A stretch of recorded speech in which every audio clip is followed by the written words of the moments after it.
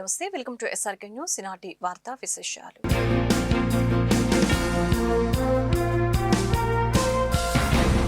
అంతర్జాతీయ మహిళా దినోత్సవం సందర్భంగా కేంద్ర ప్రభుత్వం మహిళలకు షాక్ ఇచ్చిందని సిపిఎం నాయకులు ఆందోళన వ్యక్తం చేశారు.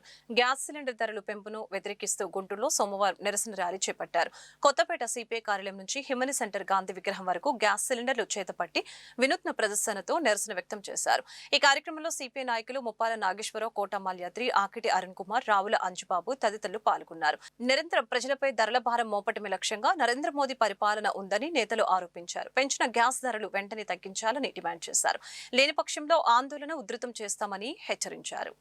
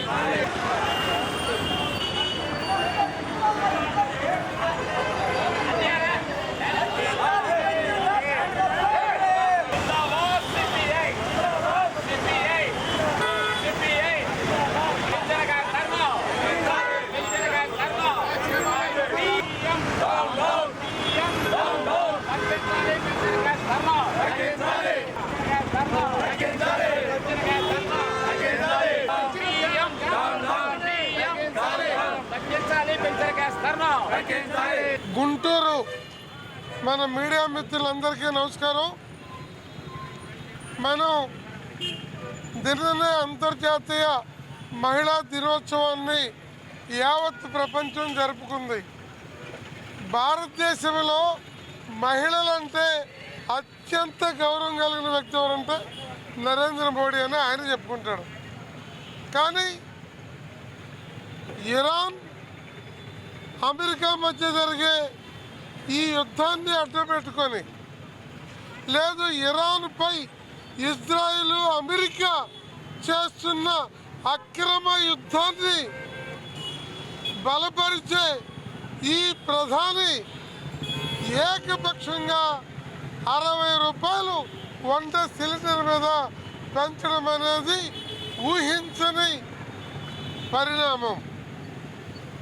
ఈ ప్రభుత్వం వచ్చాక గ్యాసు, పెట్రోలియం ఉత్పత్తుల మీద ఎప్పటికప్పుడు లక్షల కోట్లు అక్రమ వసూళ్లు చేసింది.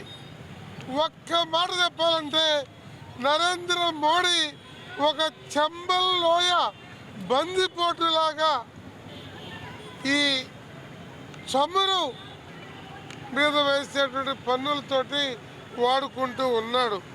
2014లో 100 రూపాయలు ముడి బ్యారెల్ అమ్మితే అదే 15లో 30కి పడిపోయింది, 20లో 20కి పడిపోయింది, 22లో కోవిడ్ పేరుతో 126 అయింది, మళ్ళా 26 ఇప్పుడు జరుగుతున్న దాంట్లో 60-70 ఉంది. మరి బ్యారెల్ ధర తగ్గినప్పుడు వంట గ్యాస్ కానీ, పెట్రోల్ కానీ, డీజిల్ కానీ తగ్గించిన చరిత్ర నామమాత్రం. 1150కి తన రిజీమ్లో పెరిగిన పరిస్థితి. పోయిన ఎన్నికలను దృష్టిలో పెట్టుకొని 250 తగ్గించాడు. కానీ 2014 చివరిలో ఆనాటి కాంగ్రెస్ ప్రభుత్వం 20 రూపాయలు వంట గ్యాస్ మీద రేటు పెంచితే సిలిండర్ని ఎత్తున పెట్టుకొని బీజేపీ నాయకులు దేశమంతా హల్చల్ చేశారు. కానీ 2014 చివరిలో ఏళ్ళ గవర్నమెంట్ వచ్చినాక 1150కి వెళ్ళి ఇప్పుడు మళ్ళా 960 అయింది. అంటే 420 ఉన్న గ్యాసు 960 అంటే రెట్టింపు అయ్యింది. నరేంద్ర మోడీకి కానీ, వాళ్ళు బలపరిచే వాళ్ళకి కానీ, వాళ్ళతో స్నేహం చేసే వాళ్ళకి కానీ బుద్ధి జ్ఞానం ఉందా అని నేను అడుగుతున్నాను. అందువల్లనే గ్యాస్ని 500 రూపాయలకి ఇవ్వాలి, పెట్రోలు లీటర్ 70 రూపాయలకి ఇవ్వాలి, డీజిల్ 60 రూపాయలకి ఇవ్వాలి.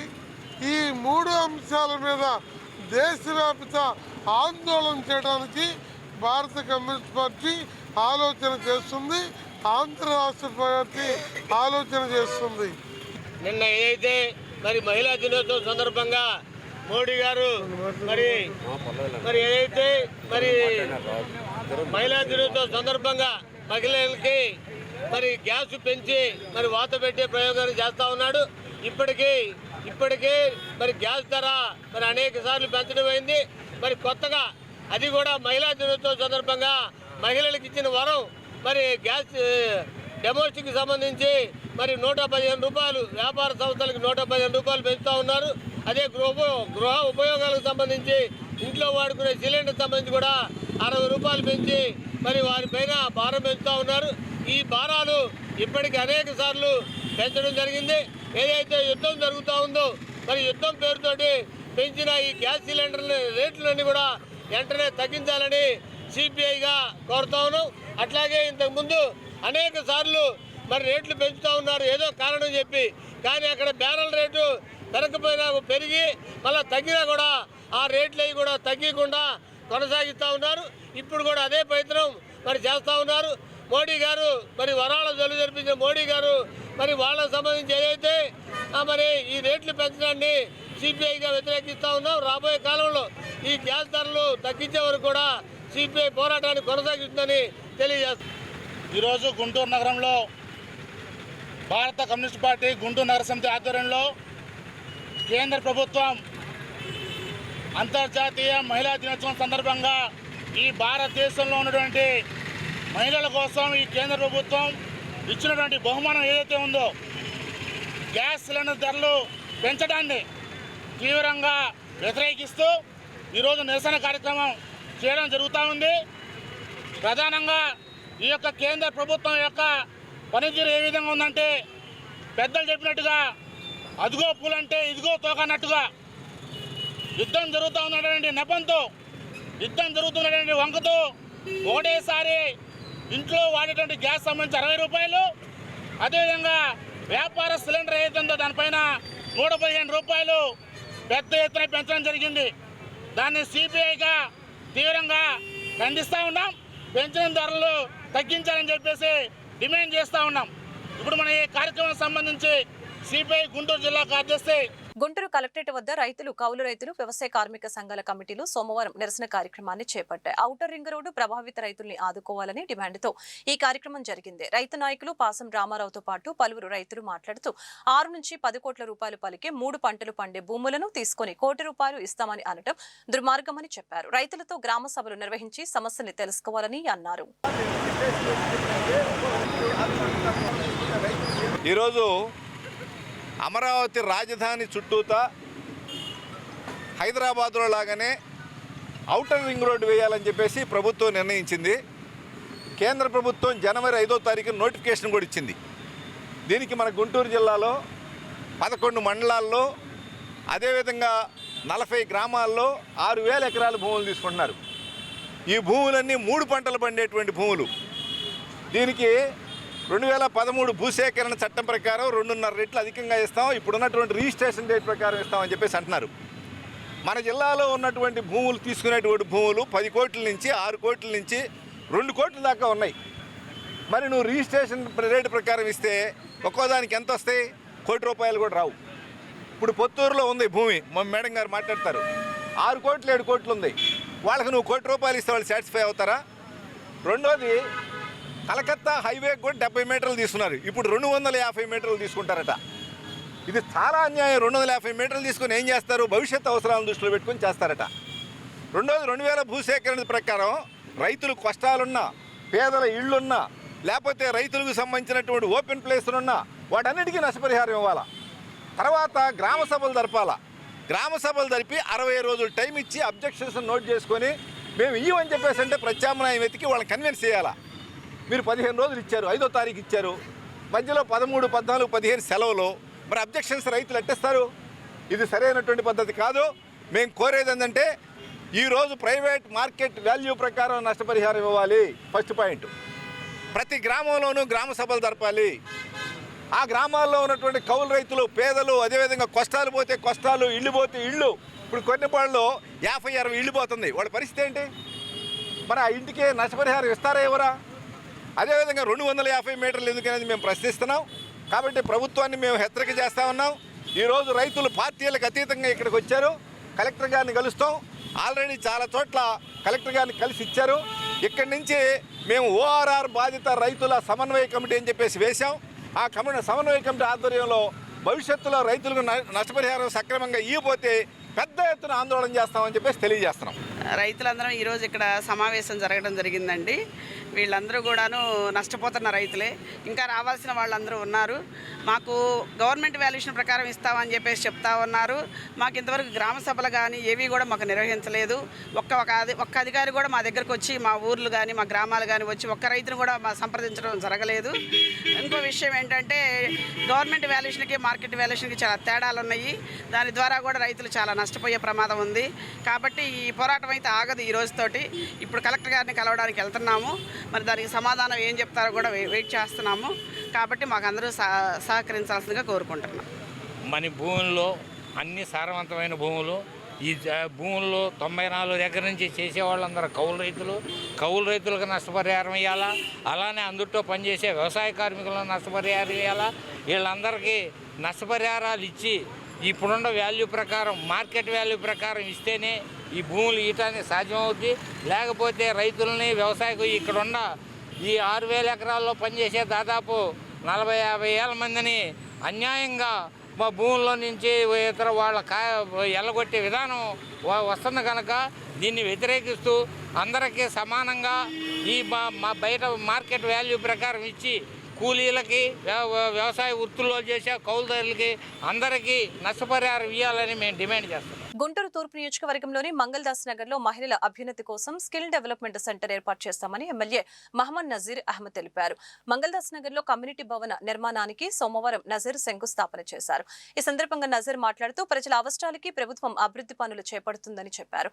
మహిళలు స్వయం ఉపాధితో ఆర్థికంగా ఎదిగేందుకు అన్ని విధాలుగా కృషి చేస్తామని చెప్పారు. కూటమి నాయకులు, కార్యకర్తలు, అభిమానులు ఈ కార్యక్రమంలో పాల్గొన్నారు.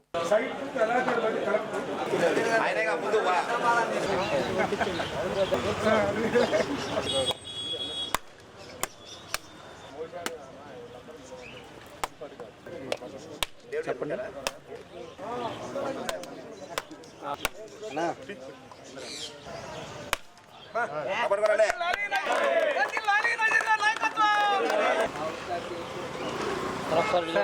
చూడాలి.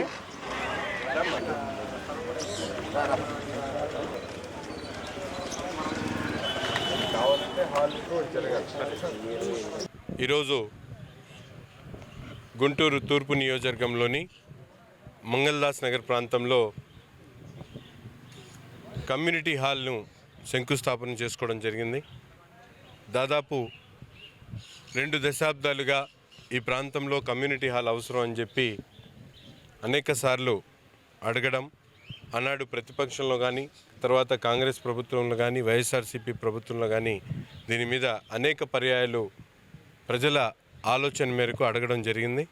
ఈరోజు ఒక స్థాయిలో ఉన్నటువంటి కమ్యూనిటీ హాల్ని పూర్తిగా అభివృద్ధి చేయడానికి దాదాపు ₹1 కోటి ఫండ్స్తో దీన్ని అభివృద్ధి చేయడం ముఖ్యంగా. ఎందుకంటే ఈ రాష్ట్రంలో కూటమి ప్రభుత్వం ఏర్పడిన తర్వాత రాష్ట్రంలో ప్రజలకు అవసరమైనటువంటి మౌలిక వసతులు అభివృద్ధి చేసేటువంటి ఆలోచనతో, ముఖ్యంగా స్లమ్స్లో కానీ, దళిత వాడల్లో కానీ, అలాగే అనేక మారుమూల ప్రాంతాల్లో కూడా ప్రజా అవసరాలను గుర్తించి వాటిని ఒక్కొక్కటిగా అభివృద్ధి చేసేటువంటి కార్యక్రమం ఈ ప్రభుత్వంలో జరుగుతూ ఉంది. రాష్ట్ర వ్యాప్తంగా అనేక కమ్యూనిటీ హాల్స్ ఒక పక్కన CSR నిధులతో కానీ, ప్రభుత్వ గ్రాంట్స్తో కానీ, అలాగే స్థానిక సంస్థల నిధులతో ఇటువంటి కమ్యూనిటీ హాల్స్ని డెవలప్ చేయడం జరుగుతూ ఉంది. ఇది కేవలం ఒక కమ్యూనిటీ హాల్గా కాకుండా తప్పకుండా ఈ ప్రాంతంలో ఉన్నటువంటి మహిళలకు ఒక జీవనోపాధి కల్పించేటువంటి విధంగా దీని ఒక స్కిల్ సెంటర్గా, తూర్పు నియోజకవర్గంలో ఒక పెద్ద స్కిల్ సెంటర్గా రెగ్యులర్ యాక్టివిటీ జరిగేటువంటి విధంగా దీన్ని తీసుకుని వెళ్ళినటువంటి ఆలోచనతో ఉన్నాం. ఇది ఒక 3 నెలల్లో ఈ కార్యక్రమం పూర్తయిన తర్వాత ఒక మంచి ప్రోగ్రామ్ని తీసుకొని ప్రతిరోజు కూడా 100 నుంచి 150 మంది మహిళలు ఇక్కడికి వచ్చి ఎంపవర్ అయ్యేటటువంటి విధంగా, వారి కాళ్ళ మీద వాళ్ళు నిలబడేటువంటి విధంగా, వాళ్ళకు ఉపాధి అవకాశాలు కల్పించేటువంటి విధంగా, వారిని నేర్పించడంతో పాటు సంపాదించుకోవడం అనేటువంటి ఆలోచనతో ఒక కార్యక్రమాన్ని తీసుకొని ఈ ప్రాంతం నుంచి మొదలు పెట్టాలనేటువంటి ఆలోచనతో ఉన్నాం. ప్రజలందరూ కూడా సహకరిస్తూ ఉన్నారు. ఎక్కడ కూడా దీన్ని స్థానిక ప్రజల ఆలోచన మేరకు వాళ్ళ అవసరాలను గుర్తించి దాని ప్రకారమే ఇది అభివృద్ధి చేస్తామని చెప్పి ఈ సందర్భంగా తెలియజేస్తూ మరొకసారి రాష్ట్ర ప్రభుత్వానికి, ముఖ్యమంత్రి గారికి ప్రత్యేకమైనటువంటి ధన్యవాదాలు తెలుపుతా ఉన్నాం. రఘురామకృష్ణంరాజు కస్టోడియల్ టార్చర్ కేసులో ఐపీఎస్ ఆఫీసర్ సునీల్ నాయక్పై విచారణ సోమవారంతో 5వ రోజుకు చేరింది. దర్యాప్తు అధికారి ఎస్పీ దామోదర్ సునీల్ నాయక్ ని విచారిస్తున్నారు. ఈ నేపథ్యంలోనే custodial torture case scene recreation చేశారు. హైకోర్టు ఉత్తర్వుల మేరకు సునీల్ నాయక్పై చర్యలు చేపట్టే అవకాశం ఉంది.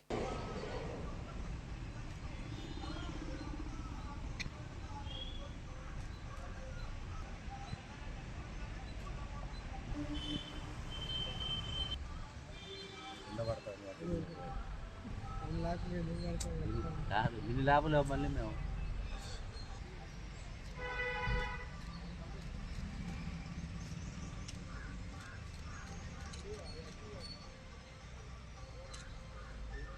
గుంటూరు జిల్లా కలెక్టర్ కార్యాలయంలో సోమవారం ప్రజా ఫిర్యాదుల పరిష్కార వేదిక పీజీఆర్ఎస్ కార్యక్రమం జరిగింది.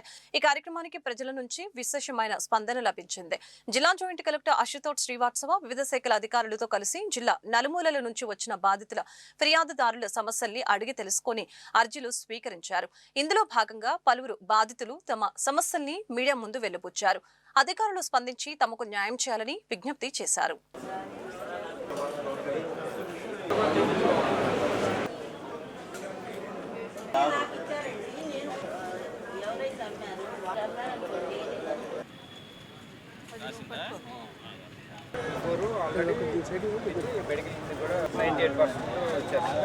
నా పేరు మదన సాంబిరెడ్డి, కాకుమాన మండలం వల్లూరు శివారు లింగంగుంటపాలెం.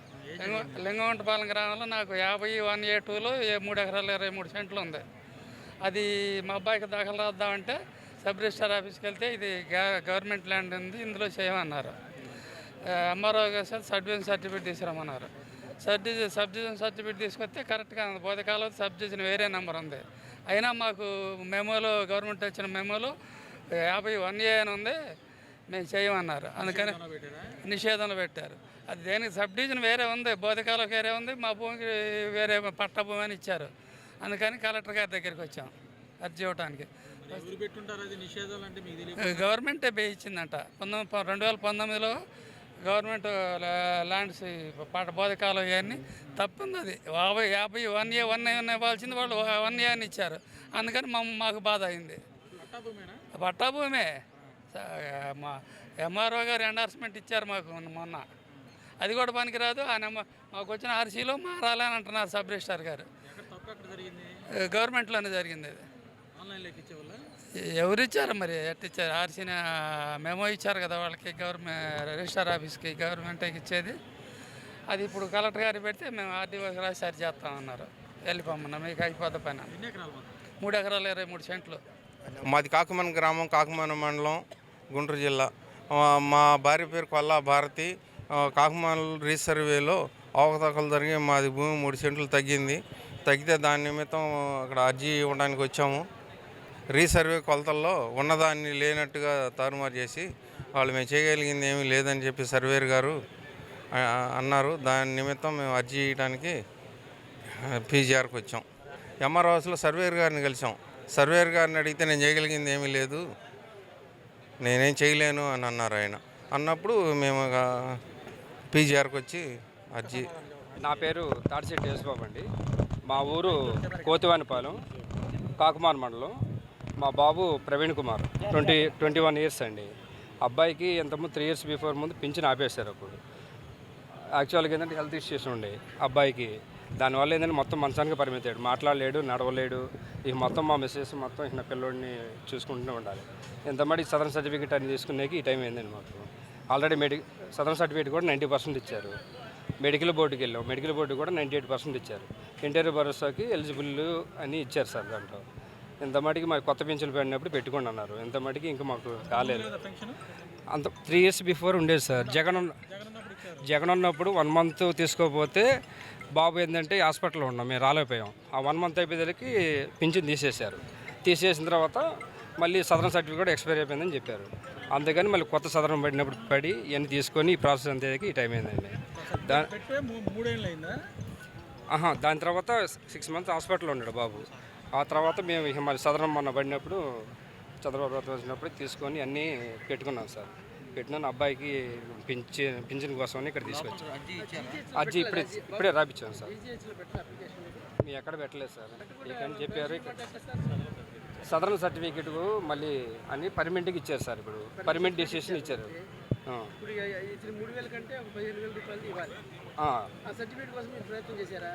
ఎన్టీఆర్ భరోసా అదే సర్టిఫికేట్ అన్ని తీసుకున్నాను సార్. మెడికల్ బోర్డు నుంచి కూడా 98% ఇచ్చారు.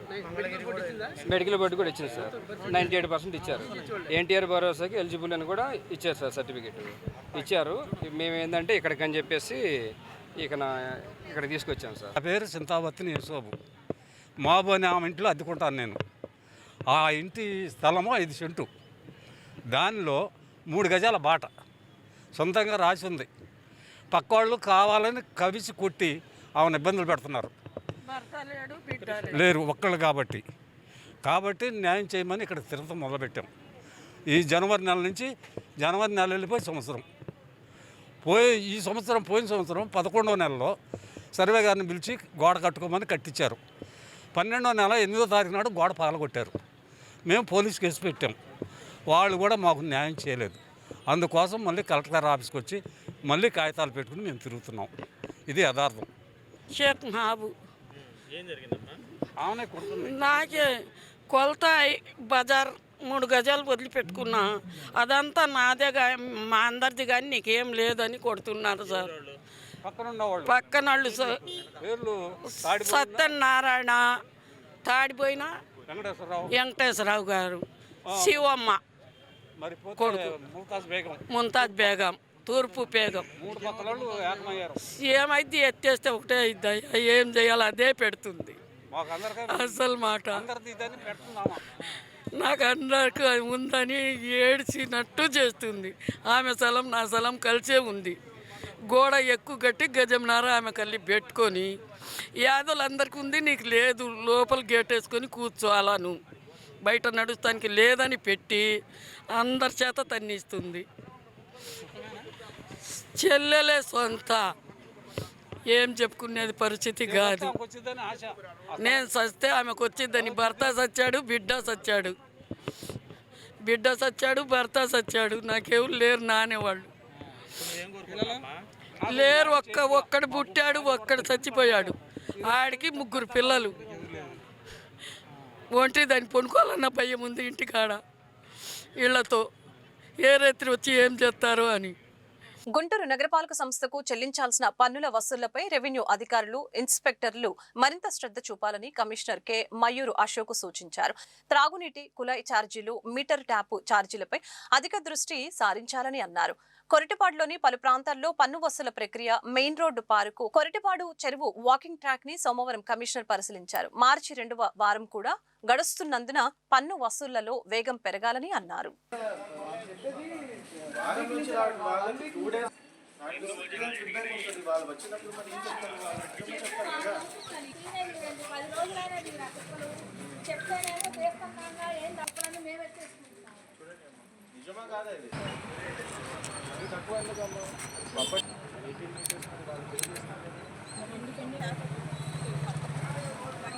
ఈ వార్తలు ఇంతటితో సమాప్తం. మరొక బులెటిన్ మళ్ళీ కలుద్దాం. నమస్కారం.